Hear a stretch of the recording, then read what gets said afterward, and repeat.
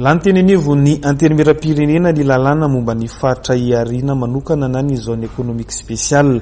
Ny fanaovana tombana momba ity tetikasa ity moa amin'izao fotoana izao dia efa toto-saina any Moramanga sy any Antsiranana.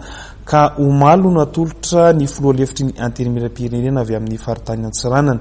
Ny valiny fanedidina nataon'ny manampahaizana iraky ny banky iraisampirenena. Taorin'ny fandanina ny lalàna momba ny faritra iarina manokana na zone économique spéciale ZES mandeha amin'izao fotoana izao ny tombana amin'ny fanatanterana ny tetikasa izay tontosaina ny Moramanga sy Antsiranana. Omaly dia natolotra ny filoha lefitry ny antenimera-pirenena avy amin'ny faritany Antsiranana mahazo azy Fredy ny valiny fanadidina nataona manampahaizana iraky ny banky iraisam-pirenena.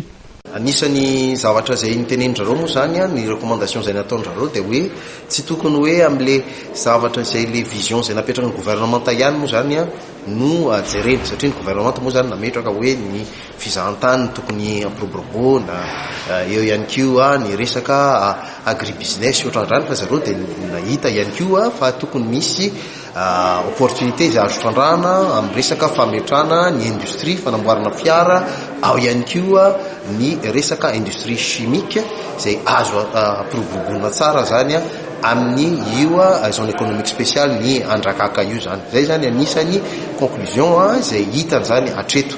Ny asa izay miandry azy moa zany dia zavatra opérationnel kokoa, izany hoe fametrahana zany ny resaka hoe inona no tokony ohatrinona ny investissement izay atao, ohatra hoe amin'le port izay apetraka, amin'ny aéroport izay apetraka, amin'ny zone industrielle izay apetraka.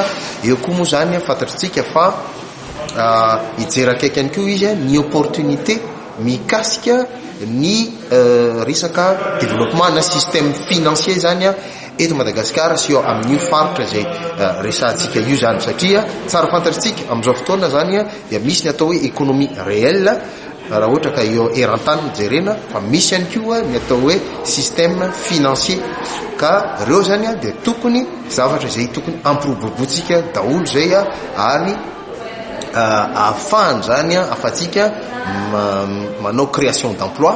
Aoriany fahafitan'ny fanadihadiana sy ny tombana amin'ny tetikasa vao afaka hanomboka ny asa fanorenana foto-drafitrasa rehetra ilaina amin'ny fametrahana ZES. Arany ao anatin'ny lalàna ahatra 30 taona ny fampiasam-bola ataon'ny sera tsy miakana ary aorian'izay vao miverina amin'ny fanjakana izany.